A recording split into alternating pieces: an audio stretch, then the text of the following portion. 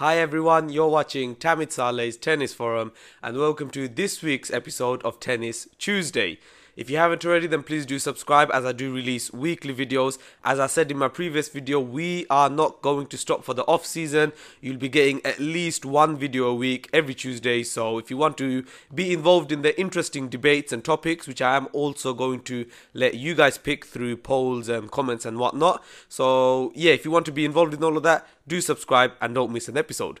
This week we are going to be speaking about the Davis Cup, the new format. Was it a success or not? Rafael Nadal leading Spain to their 6th Davis Cup victory in home turf in Madrid. We're just going to be looking at some ups and downs from the tournament and what they could potentially do to improve it next year. If you want to check out last week's video, it was a two-part special.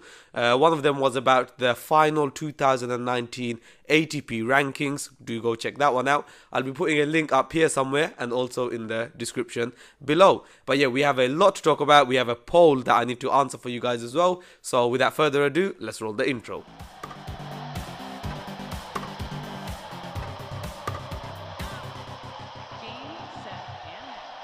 So Spain have won the Davis Cup. It is their 6th time, and in this millennium, since the year 2000, Spain have been the most successful team in the Davis Cup. Before the tournament started last week on my video, I did say that Spain and France were probably the two strongest teams. I wasn't quite correct with France, but Spain naturally, you know, especially when you have a player like Rafael Nadal, then you've got other players like RBA, who's a top 10 player, Feliciano Lopez, great doubles player. He did win Queens with Andy Murray at the doubles. And yeah, when you got these guys in one team together, it is a very, very difficult team to beat. Great Britain, unfortunately, I was rooting for them. They lost in their semi-finals against Spain. They actually gave them quite a bit of a contest in the doubles, unfortunately, where Britain are normally quite strong with their Murray, Scoopy, forgive my pronunciation, that pairing.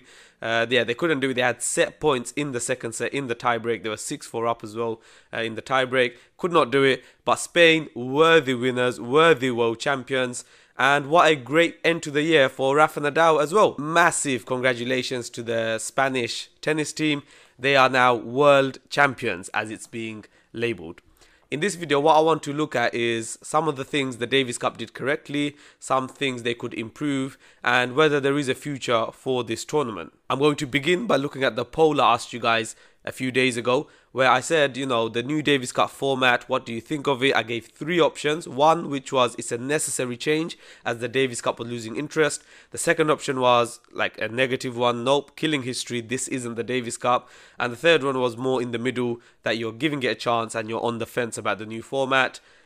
Looking at it, it does seem a lot of you guys are welcoming to the change. 46% voted that it is a necessary change. 18% said it's killing history, and 36% were on the fence, saying that, you know, I'm willing to give it a chance. This was out of almost 250 votes. So yeah, a lot of you guys are in the same kind of boat as me. I was willing to give it a chance because I felt like it needed something new.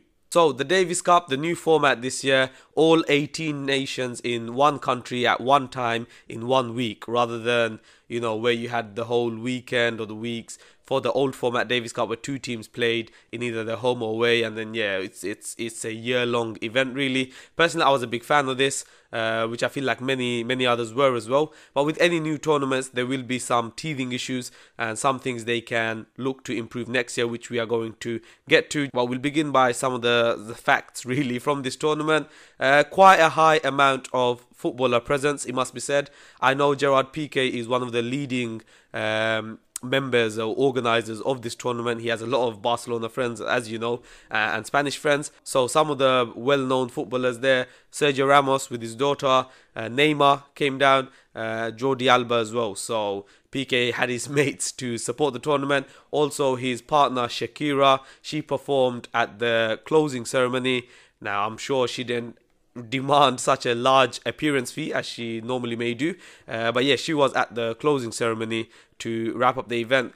Star-studded, to say the least. Player-wise as well, in terms of tennis players, a lot of top players were playing. As you know, Rafa Nadal was playing, Novak Djokovic was playing, Berrettini, Andy Murray, a lot of star names and star players that to help bring the crowds in. And I feel like in terms of participants, it was a success. They had plenty of the top names in, they had plenty of the, let's say, B tier players in as well, and yeah, they couldn't really have asked for more. The passion the players were showing was brilliant as well. Rafael Nadal, he always brings the passion. Even if he's playing an exhibition match, he's going to be fired up. The Serbian national team, when they lost the press conference, I saw a bit of it on YouTube. They seemed to be close to tears, really. Roberto Batista Agut, when he won the celebration, the Canadian team, their celebrations. When Andy Murray, he didn't play in the knockout stages, but he was right up there with supporting Team GB. So yeah, they showed a lot of support for the national. It was great to see as well. Nick Kyrgios, he always performs well in team competitions as well, a bit of a team player. So yeah, I personally really enjoyed the interaction from the players. Now, looking at some of the negatives. Tickets wise, only 3 matches were officially sold out. That is the 2 home games for Spain and also the final, which of course involved Spain as well. This is quite normal. They are the host nation. However, it is quite worrying that the rest of the matches weren't filled up. The Davis Cup, this was one of the big issues before the tournament, a big worry for the people that the atmosphere wouldn't be quite there because it's not in home nations, and this is what made the Davis Cup such a let's say rowdy and carnival like atmosphere. I still felt like there was good support for all the teams, even teams like Kazakhstan, Japan. I know I'm going off their Instagram page and whatnot, but it seemed like a decent amount of support, and it will just keep growing. I feel another kind of negative was the timings of the matches. USA versus Italy, the final match finished at 4:04 a.m. local time. That is very late. It is the second latest ever time a tennis match has finished, only behind Leighton Hewitt Baghdadis from the Australian Open 2008, which finished at 4:33 a.m. So that might be something they need to look at, maybe get a second court or venue to have matches playing on simultaneously. Something for next year perhaps. And from reading an article about the fan experience, they seem to say that it was more catered towards the TV fans. Personally, I don't see how that is the case. This is one massive mistake I feel like the Davis Cup made. They should have made it way more accessible. I touched upon in my last video. In the UK, for instance, it was like broadcasted on Eurosport. I'm not going to pay a subscription to Eurosport just to watch it. I know in the US they had similar problems as well. On YouTube, very limited highlight, nothing official from Tennis TV or anything like that. You could just sort of like catch bits and bobs there, so very poor. On Google, if you write Davis Cup, how they normally have it for every tournament, they've got the scores and all that. None of that there. I had to download the Davis Cup app just to keep track of it, and even on that app there was mistakes. There were scoreline mistakes. Dan Evans had no profile picture for him and all the other players did. Lots of technological issues. Zverev was like on the site, he was labeled as the star of German tennis when he wasn't even in the Davis Cup. Wrong scoreline, like I've touched upon. And yes, like mistakes here and there, which I'm sure, it's nothing major, but they just need to focus on that a little bit. From the fan experience, they said that there was no TV screens around the venue, which is quite important because, you want to keep up to date with the other scores as well. They need more heaters apparently because it was very cold, which is quite surprising for Spain. And a lot of the fans missed out on the trophy presentation because it was dragged out a bit too long and it took too long to set it all up. They also made a new Instagram page. They already have one with a combined following on Instagram and Twitter of 500,000. They decided to not use that, make a new one, which got a combined total of 60,000 over the week. So potentially some missed opportunities, but these are definitely things they can look into for next year. On the whole, I would say the Davis Cup, in my opinion, was a success.